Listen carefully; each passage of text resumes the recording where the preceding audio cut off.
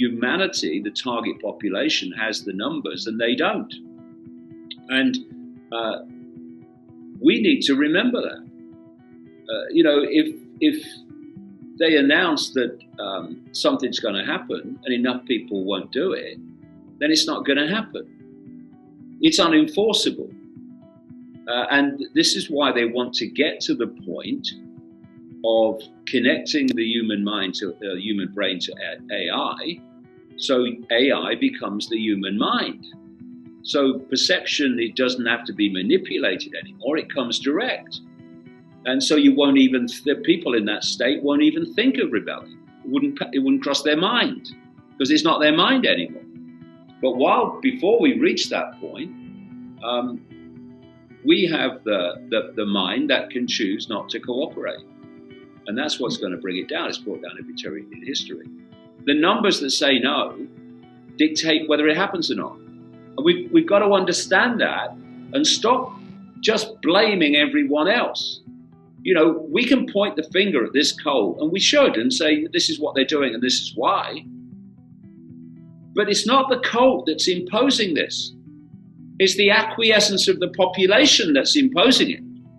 Because if we didn't, they couldn't do it. It was never going to be the majority that brought this down, thank God. Because it's never the majority that bring any tyranny down. The population as a whole might jump on the bandwagon when it's clear that a regime is coming down. But it's the far fewer, the small minority by comparison, that start that momentum that leads to that regime coming down. So we don't need 50% of the population to stop cooperating to bring this to an end. And I'm delighted about that, because I don't think we'll ever get there in current situation of 50% of people that see it. But enormous numbers of people compared with the past do see it. And, it's like the worst thing you can do, or the most dangerous thing you can do, is to put people in a situation where they've got nothing left to lose. Because while people think they've got something left to lose, they will compromise with authority and acquiesce to authority in fear of losing what they feared to lose. But when you've got nothing left to lose, that no matter what the consequences are of standing up to this, they're no worse than the situation you're facing anyway. Well, that's a dangerous time for tyrannies, because that's when people start to do things they wouldn't have done before. And with this rampant inflation and this destruction of the world economic system, which is happening before our eyes, systematically, on purpose, all long planned, is going to put enormous, fantastic numbers of people in a situation where they've got nothing left to lose. And that's going to bring a lot more people to the table than we have now. And that point will decide if this comes down or whether it reaches its goal. It will be decided by the number of people that cease to cooperate with it. Because it really, it is really, what's the solution? Okay, well, find yourself a calculator and put some numbers in. First of all, put 8 billion in, and then take away a tiny fraction of that 8 billion that represents those in full knowledge who are driving this agenda. And now see how many are left. Well, nearly 8 billion, yeah. So there's your solution.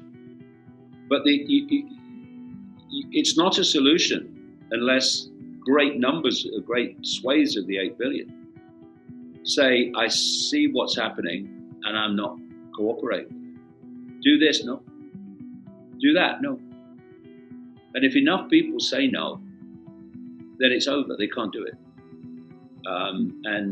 The other thing I would say to people as well, is, not least in the alternative media, is don't fall for the trick of believing what you want to hear. Beware of people bearing gifts when their history is one of not doing so. And I say that about Elon Musk. This idea that he cares about freedom of speech is a joke. He is running SpaceX, he's fronting it up, it's the cult that owns it.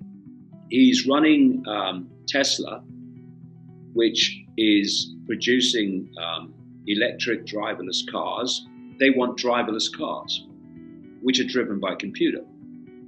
And that can't happen with petrol engines, diesel engines. It happens with electrically driven cars.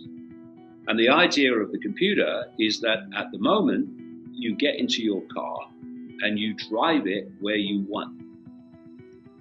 The idea is that the computer is going to drive autonomous cars, and the computer will decide the limits of where you can go and where you can't. That's the whole idea. And he said some years ago that artificial intelligence could be the end of humanity. True, as we know it. And then starts a company called Neuralink to connect the human brain to computers. He's also producing micro homes through Tesla, which have been in my books for years. That was the agenda as part of the control system. Everything he does is advancing the agenda of the cult, and we're supposed to believe that he cares about freedom of speech, which is being deleted by the cult. Once you see anyone as a savior, you've lost the plot. Because if you want to see your savior, get yourself a mirror, and it's looking at you. Beware the words and watch the actions. That's how you judge people.